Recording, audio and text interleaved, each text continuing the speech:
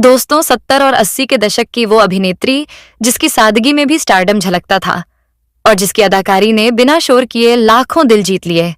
लेकिन क्या आप जानते हैं, बहुत ही कम वक्त में इस एक लड़की ने बॉलीवुड की कई बड़ी बड़ी हीरोइनों को पीछे छोड़ दिया और खुद को इंडस्ट्री की टॉप हीरोइन बना लिया। आज की कहानी है उस नाम की जिसने खूबसूरती को नहीं, किरदार को अपनी पहचान बनाया। क्या आप यकीन करेंगे कि इस महान अदाकारा ने एक जाने माने सुपरस्टार को तड़पा तड़पा कर मार डाला?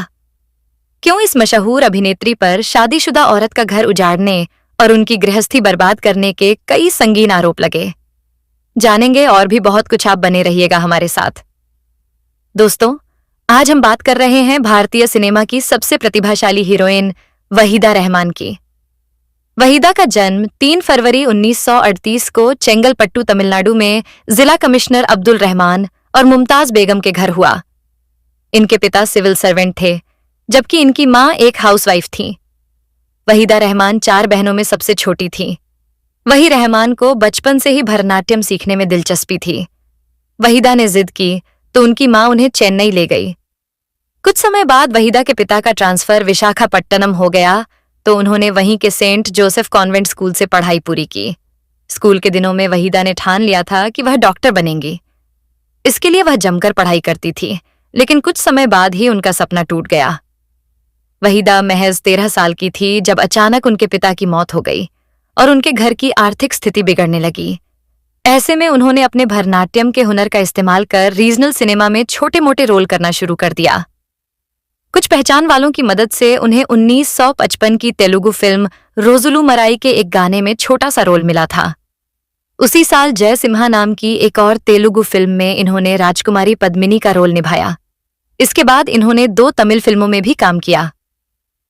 वहीदा की पहली फिल्म रोजुलू मराई का प्रीमियर हैदराबाद में हुआ था, जहां हिंदी फिल्म इंडस्ट्री के नामी फिल्म मेकर गुरुदत्त साहब भी मौजूद थे। प्रीमियर में गुरुदत्त साहब ने जैसे ही वहीदा का अभिनय देखा तो वह बेहद इंप्रेस हुए। मुलाकात के दौरान उन्होंने वहीदा को मुंबई आने का ऑफर दे दिया। मुंबई पहुंचते ही उन्हें गुरुदत्त साहब के असिस्टेंट रहे राज खोसला की फिल्म सीआईडी में देव आनंद के साथ लीड रोल दे दिया गया। वहीदा रहमान बचपन से ही देव आनंद की बहुत बड़ी फैन थी। हम सभी जानते हैं कि हिंदी सिनेमा के शुरुआती दशकों में ज्यादातर कलाकारों के नाम फिल्मों में आने से पहले बदल दिए जाते थे, ठीक वैसे ही जैसे यूसुफ खान दिलीप कुमार बने और महज बनी मीना कुमारी। गुरुदत्त साहब और राज खोसला चाहते थे कि वहीदा रहमान का भी नाम फिल्मों के लिए बदल दिया जाए।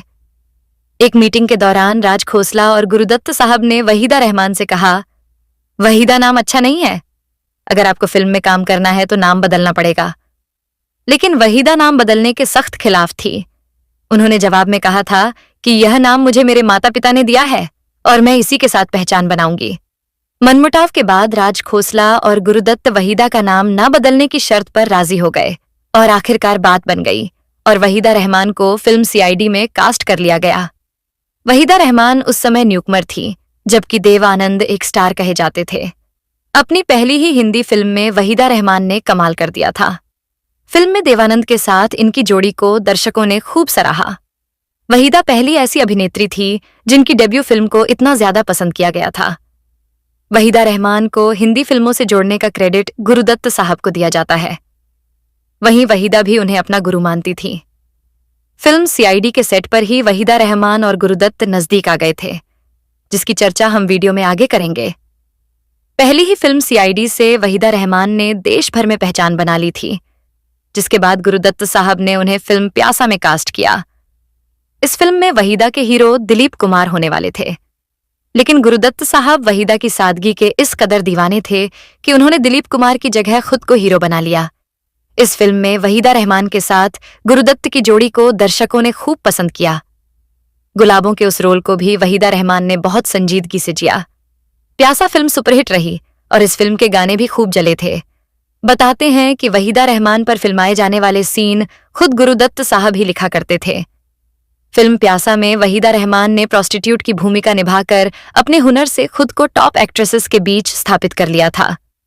प्यासा के बाद वहीदा गुरुदत्त साहब के साथ 12 o'clock, कागज के फूल और 14वीं का चांद जैसी सुपरहिट फिल्मों में नजर आई।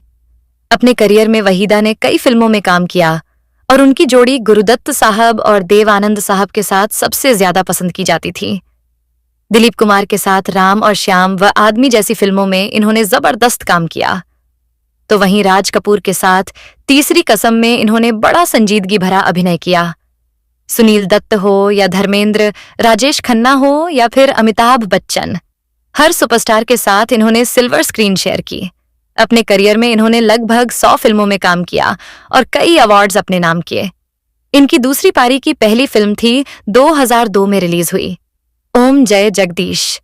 अपनी दूसरी फिल्मी पारी में इन्होंने वाटर, मैंने गांधी को नहीं मारा, रंग दे, बसंती, दिल्ली सीक्स जैसी शानदार फिल्मों में काम किया। इन सभी फिल्मों में वहीदा रहमान की परिपक्वता ने लोगों का दिल जीत लिया। अब बात करते हैं इनकी विवादित जिंदगी के बारे में। कहते हैं कि प्यार अमर है, जिसे ना तो कोई सरहद रोक पाती है और ना ही जाति की बेड़ियां जकड़ सकती हैं। मजहब या वक्त के दायरे में इसे बांधा नहीं जा सकता। मोहब्बत की कहानियां ऐसी होती हैं जो किरदारों के गुजर जाने के बाद भी जिंदा रहती है। ऐसी कई प्रेम कहानियां हैं जो शुरू तो हुई लेकिन कभी मुकम्मल ना हो पाई। कुछ ऐसी ही प्रेम कहानी है बॉलीवुड के लीजेंड कलाकार गुरुदत्त साहब और दिग्गज अदाकारा वहीदा रहमान की। वही रहमान का जिक्र हो और वहां गुरुदत्त साहब का नाम ना आए, ऐसा हो नहीं सकता। एक वक्त ऐसा था जब दोनों के प्यार के किस्से हर किसी की जुबान पर थे। यह वह समय था जब गुरुदत्त साहब पहले से ही गायिका गीता दत्त से शादी करके अपना आशियाना बना चुके थे। हालांकि उनकी जिंदगी में सब कुछ अच्छा चल रहा था। उसी बीच उनकी जिंदगी में वहीदा रहमान की एंट्री हुई। भला खूबसूरत वहीदा रहमान को पहली ही नजर में देखकर गुरुदत्त साहब उनके प्यार में डूबने से खुद को रोक नहीं पाए। वहीदा के प्यार में गुरुदत्त इस कदर खो गए थे कि उन्होंने ना तो अपनी पत्नी की परवाह की और ना जमाने की। बात उन दिनों की है जब गुरुदत्त साहब अपनी फिल्म सीआईडी के लिए एक अभिनेत्री की तलाश कर रहे थे। उस समय वहीदा रहमान साउथ फिल्मों में काम कर रही थी। एक समारोह के दौरान गुरुदत्त साहब की नजर वहीदा पर पड़ी थी, जहां देखते ही वह उनको पसंद कर बैठे और वहीदा को अपनी फिल्म में स्क्रीन टेस्ट के लिए बुलाया। वहीदा स्क्रीन टेस्ट में सेलेक्ट हो गई थी। इसके बाद ही दोनों एक दूसरे के प्यार में डूबने लगे थे। इस फिल्म के सेट से ही दोनों एक दूसरे के करीब आने लगे थे। दोनों के अफेयर की खबरें मीडिया से उछलती हुई बॉलीवुड गलियारों तक गूंजने लगी थीं।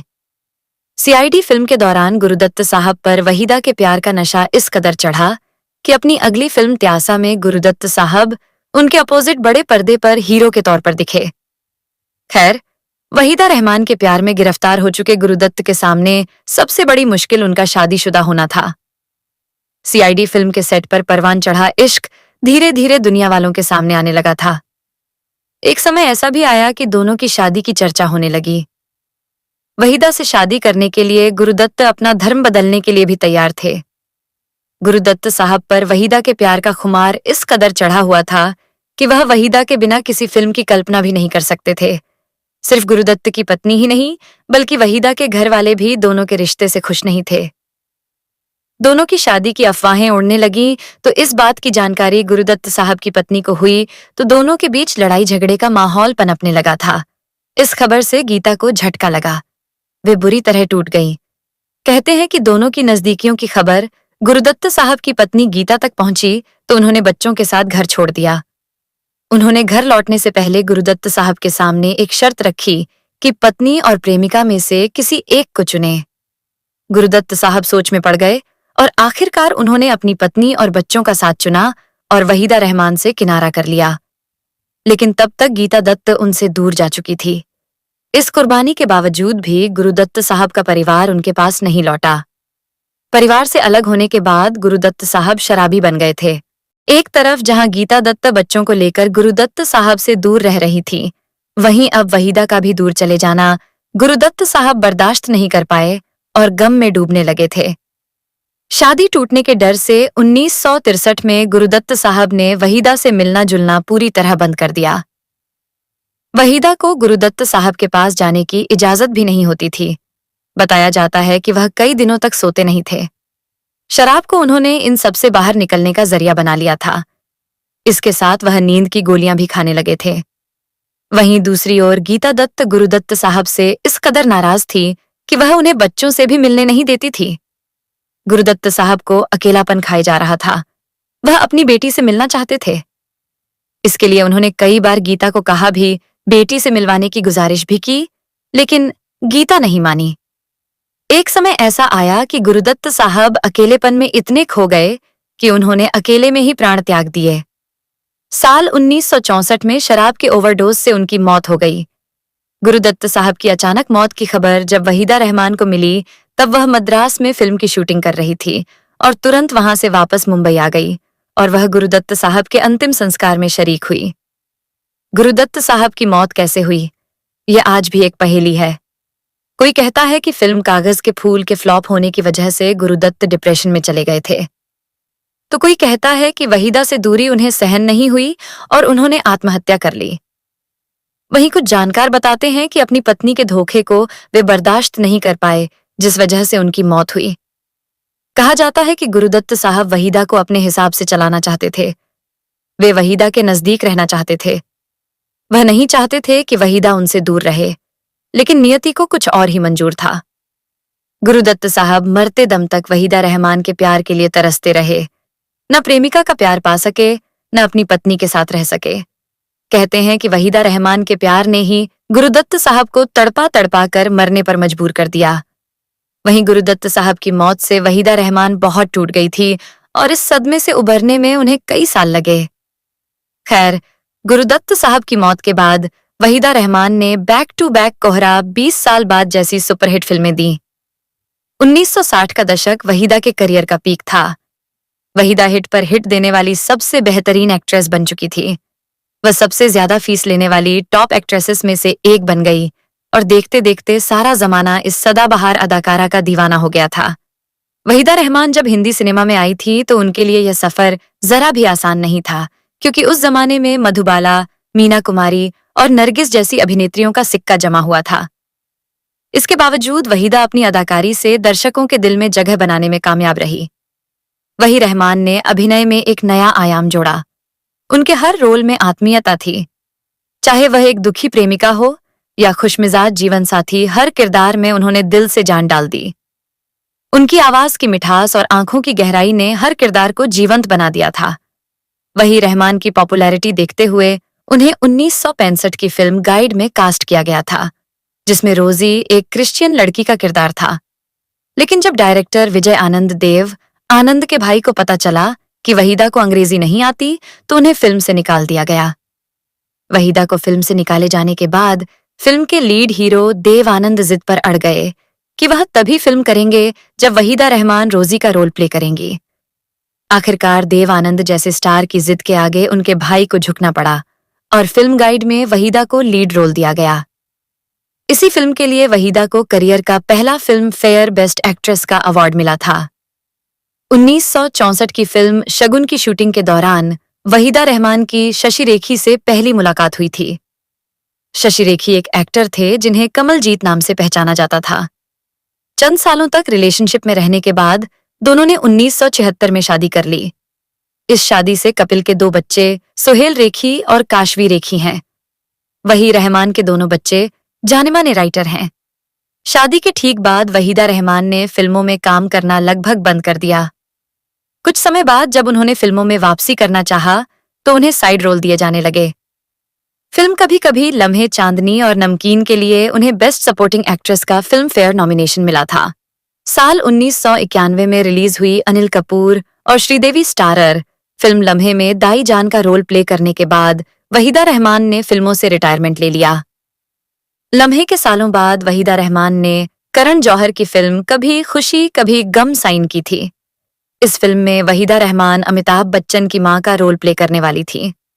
उन पर फिल्म के कई सीन फिल्माए जा चुके थे, लेकिन फिर नवंबर 2000 में हुई पति की मौत के बाद उन्होंने फिल्म छोड़ दी।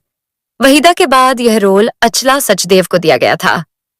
कुछ सालों बाद वहीदा रहमान ने 2002 की फिल्म ओम जय जगदीश से एक्टिंग कमबैक किया था। आगे वह रंग द बसंती, दिल्ली 6 जैसी फिल्मों में भी नजर आई। उनकी आखिरी रिलीज फिल्म 2021 की स्कैटर गर्ल है। तो दोस्तों, इस महान अदाकारा के बारे में आपकी क्या राय है? अपनी सोच हमें कमेंट बॉक्स में जरूर बताइए।